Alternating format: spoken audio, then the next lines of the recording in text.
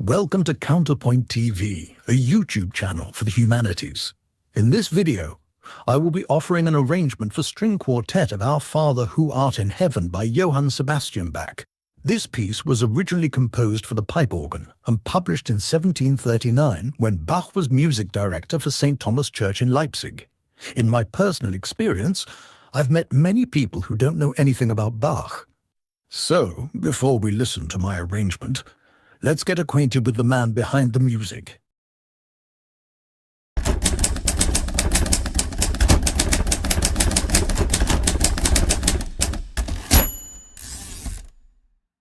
Bach was born in Eisenach, Germany, in 1685, to a very large and established musical family.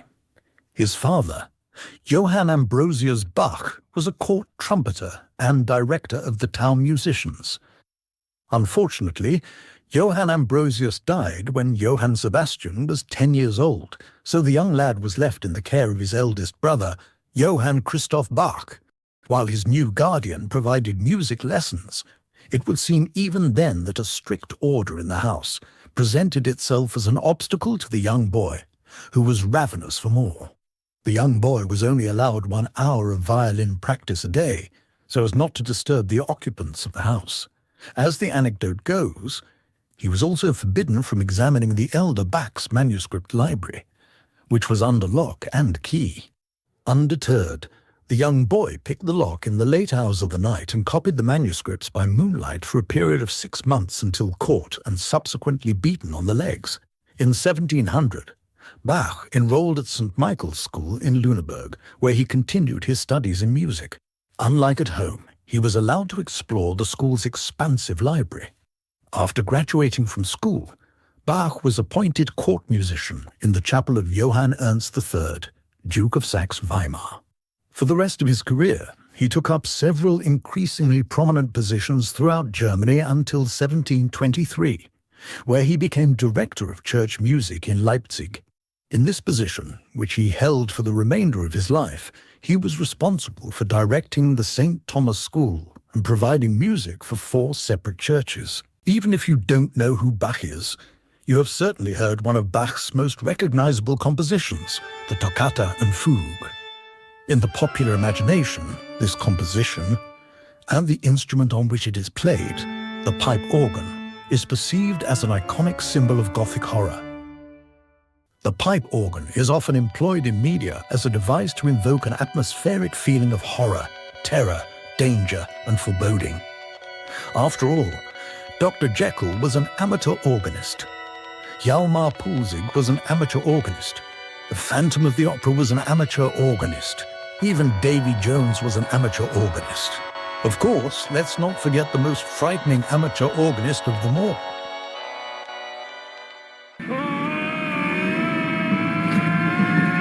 While the pipe organ is in fact an intimidating, larger-than-life instrument, let's not lose sight of its original purpose, which was to glorify God in settings of worship.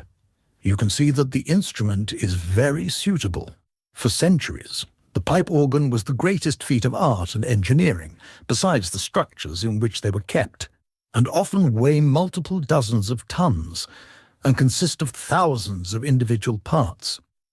In terms of expressive range, the organ can match an entire orchestra. It can kiss your ear with gentle and ethereal passages, or it can literally shake the ground. Mozart himself referred to the pipe organ as the king of instruments. In the current day, worship is led by Carl with his little acoustic guitar in a church that's built like a retail box, and that, my friends, is the scariest part of all, and represents a cultural shift that I will never understand or condone. Nothing, I assure you nothing, will turn my gaze towards the heavens slower than Carl.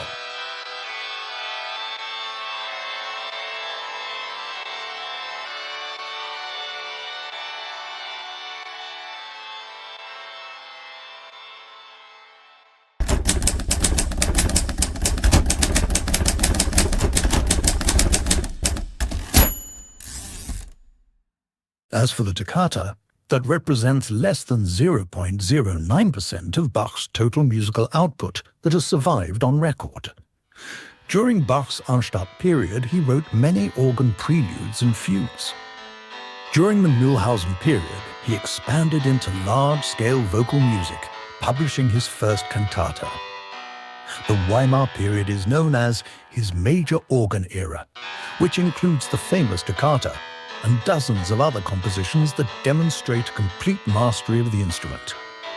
During the Cöthen period, he produced multiple major instrumental works, such as the Brandenburg Concertos, Book 1 of the Well-Tempered Clavier, the cello suites, and sonatas and partitas for solo violin. During his final Leipzig period, he composed over 200 cantatas, the St. Matthew Passion, the St. John Passion, the second Book of the Well-Tempered Clavier, the Goldberg Variations, the Musical Offering, and the Art of Fugue. In total, over 1,100 of Bach's compositions have survived. One particular reason why I admire Bach so much, and the Baroque period in general, is for the conviction and work ethic associated with the culture. Most of the composers of this era are prolific by modern standards. Let's just consider 3 composers for now. There's Bach, with 1,100 compositions. There's George Frederick Handel, with about 600 compositions. And there's Georg Philipp Telemann, with a whopping 3,000. To this day, he still holds the Guinness record for most compositions. Between all 3 of them, that's almost 5,000 works of music. As a thought experiment, let's broaden our list of Baroque composers to 24. Let's say, to be conservative, each composer besides the 3 already mentioned have each to their name 100 compositions. That's another 2,100 compositions. This doesn't include the countless number of professional musicians, teachers and amateurs whose work did not survive the historical record. It is said that 90% of all music from this era has been lost. All this considered, the cultural output is staggering and goes to show what a person can do with conviction and hard work.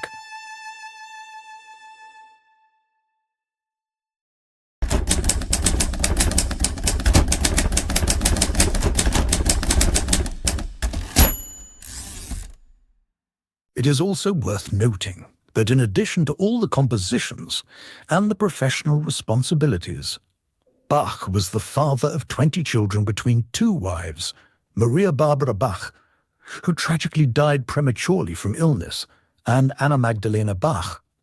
I would like to offer my respect to Bach's wives. They delivered 20 children, with no epidural.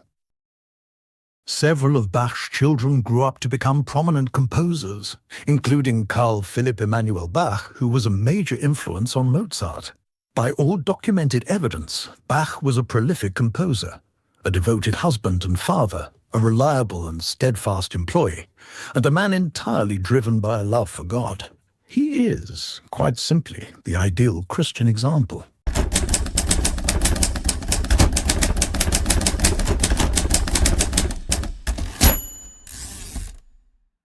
Many people have cited Bach as an inspirational figure across almost all professional domains, from Ernest Hemingway to William F. Buckley Jr.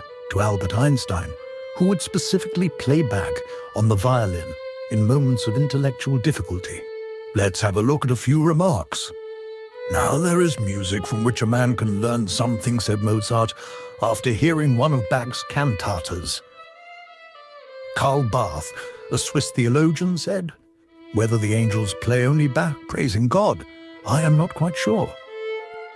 The internationally known cellist Pablo Casal said, "To strip human nature until its divine attributes are made clear, to inform ordinary activities with spiritual fervor, to give wings of eternity to that which is most ephemeral, to make divine things human and human things divine, such as Bach, the greatest and purest moment in music of all time."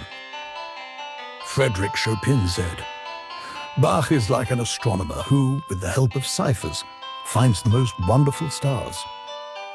Claude Debussy said, "And if we look at the works of J.S. Bach, a benevolent God, to which all musicians should offer a prayer to defend themselves against mediocrity, on each page we discover things which we thought were born only yesterday. from delightful arabesques to an overflowing of religious feeling greater than anything we have since discovered. And in his works we will search in vain for anything the least lacking in good taste. Felix Mendelssohn, who revived interest in Bach's music long after his death, referred to it as the greatest Christian music in the world. The composer Robert Schumann said, "Music owes as much to Bach as religion to its founder." The composer Nikolai Rimsky-Korsakovy said, "I had no idea of the historical evolution of the civilized world's music and had not realized that all modern music owes everything to Bach." When eminent biologist Lewis Thomas was asked what message he would choose to send from Earth into outer space in the Voyager spacecraft, he answered, "I would send the complete works of Johann Sebastian Bach." After a pause, he added, "But that would be boasting."